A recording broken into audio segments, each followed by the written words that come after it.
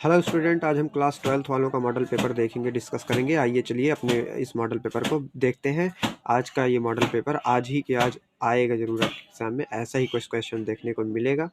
तो आप इसका पैटर्न को समझ लीजिए जिससे आपके एग्ज़ाम में अच्छे मार्क्स आए। ठीक है, तो खंड कार्य होगा वो आपका बहुविकल्पीय क्वेश्चन का होगा, जिसमें आपके 10 एमसीक्यूज़ रहेंगे। तो एमसीक्यूज़ करना आपको आता ही होगा, इसमें 4 विकल्प में से एक तो सही रहेगा। ठीक है, आपके 10 क्वेश्चन रहेंगे बहुविकल्पी के। और यहाँ पे हम देखिए तीसरे क्वेश्चन को आपको समझाते हैं, तीसरे क्वेश्चन से, क्योंकि बहुविकल्पी तो आप कर ही लेंगे। क्वेश्चन नंबर 3 जो है वो है आपका गद्यांश पर आधारित प्रश्न, मतलब कि 10 नंबर का है, फ्री के नंबर है, सिर्फ देख कर उत्तर देना है। नीचे इसी में से देखिए यहाँ पे 5 क्वेश्चन आपको रहेंगे, उस पांचों का आंसर इस गद्यांश के अंदर है, मौजूद है। तो इस पांचों का आंसर आपको देने के लिए इस गद्यांश को ध्यान से पढ़कर पांचों का आंसर आप दे सकते हैं। पहला क्वेश्चन जो कि है संदर्भ लिखने वाला, यही केवल आप दिक्कत होगी अगर आपने पढ़ाई की नहीं की है, तो आपको यही दिक्कत होगी बस इसका आंसर देने में। क्यों? क्योंकि ये पहचानना पड़ेगा आपको किस चैप्टर का है, इसका लेखक कौन है। ठीक है, लेकिन अगर आपने ये वाला क्वेश्चन छोड़ दिया तो जाने दिए, आपके ये दो नंबर के, इतने नंबर के आप मतलब 8 मार्क्स के आप कर ही सकते हैं इसी का आंसर इसी में से देखकर। ठीक है, तो ये जरूर कर लीजिएगा आप। अथवा में भी एक आपको विकल्प मिल जाता है कि अगर आपको मान लीजिए वो क्वेश्चन नहीं आ रहा, तो आप अथवा में सेम वैसे टाइप का वैरायटी का क्वेश्चन अथवा में भी रहेगा, तो आप इसको कर देना। ठीक है, एक करना है दोनों में से, चाहे जो 10 नंबर का है। इसी जैसा पद्यांश में भी रहेगा, आप इसको भी देख लीजिएगा। यहाँ पे भी ऐसे 5 क्वेश्चन रहेंगे, पांचों में से एक विकल्प सही है आपका, मतलब सॉरी, पांचों में से विकल्प कह रहे हैं, पांचों में से पांचों का आंसर इसी के अंदर है, मौजूद है। आप इसका आंसर देंगे तो आपको मिलेंगे 10 मार्क्स। ठीक है, अथवा में भी आपको एक क्वेश्चन मिल जाता है इसी जैसा, यहाँ पे कि अगर आपको ऊपर वाला नहीं आ रहा तो आप ये वाला में से देख के पांचों का आंसर दे दीजिएगा। ठीक है, लेकिन करना केवल एक ही है, बात ध्यान रखेंगे। पांचवा क्वेश्चन, क्वेश्चन नंबर 5 है लेखक का साहित्यिक परिचय, यानी कि आप जैसे जीवन परिचय लिखते थे 10 में, इस बार साहित्यिक परिचय लिखना है। फर्क कुछ नहीं होता, थोड़ा सा ही फर्क होता है, तो आप उसको आप जीवन परिचय समझ के ही लिख देना अगर आपको नहीं आता तो, और आता है तो अच्छी बात है, साहित्यिक परिचय लिख देगा। दोनों में एक ही थोड़ा सा डिफरेंस है, बस होता ही है। आइए, कोई इसमें 3 जीवन परिचय आए हैं, आपको जो भी याद होगा उसको आप लिख देना, और उम्मीद करता हूँ इसी में से जरूर एक दो ठो मिल जाएंगे आपको।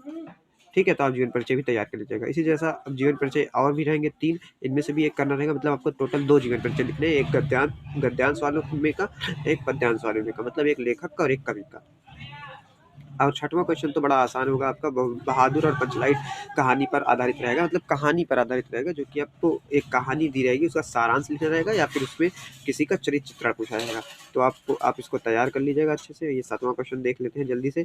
7वां क्वेश्चन क्या है, स्वपठित खंडकाव्य के आधार पर किसी एक का उत्तर देना है। मतलब स्वपठित खंडकाव्य जैसे अलग अलग जिले का है, सभी प्रश्न नहीं करने, उसमें केवल एक ही करना है। तो अलग अलग जिले का क्वेश्चन दिया गया है, आपके जिले में जो चलता है वो आप लिख लीजिएगा। हमारे जिले में त्यागपथी चलती है, इसलिए त्यागपथी, जो भी सुल्तानपुर जिले से होंगे उनके लिए त्यागपथी वाला क्वेश्चन करना रहेगा, ये वाला। ठीक है, आप अपने जिले में पता कर लीजिएगा कौन सा क्वेश्चन का आता है।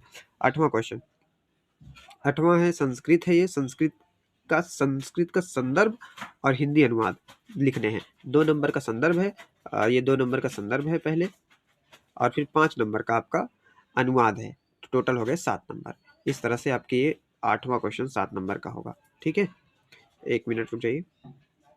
और आपको अथवा में भी उसी अथवा में आपको एक ऑप्शन और मिल जाता है कि अगर आपको मान लीजिए वो क्वेश्चन नहीं आ रहा है, तो आप अथवा वाला भी देखकर संदर्भ सहित अनुवाद कर सकते हैं। संदर्भ यानी कि पाठ का नाम लिखना है, कौन से पाठ का है, और अनुवाद का मतलब ये संस्कृत में चीजें लिखी गई हैं, इनको हिंदी में लिखना है, बस यही फर्क है। क्वेश्चन नंबर अगला भी इसी जैसा है, 7 नंबर का, मतलब संस्कृत आपकी 14 नंबर का अनुवाद वाला आएगा। ठीक है, तो ये आपको पद में दिया रहेगा कोई चीज, उसको संदर्भ के साथ अनुवाद करना है। सेम वैसा है, समझ सकते हैं आप। 9वां क्वेश्चन आप देख लीजिएगा। 9वां क्या है, मुहावरा लिखा रहेगा, उनमें से किसी एक का अर्थ केवल लिखना है। मतलब इसमें आपको 3-4 मुहावरे रहेंगे, उनमें से केवल एक करना है, जो कि आपको 2 नंबर दे जाएगा। अर्थ लिखकर वाक्य प्रयोग कर देना, आप तो बचपन से सीखते हैं मुहावरा लिखना।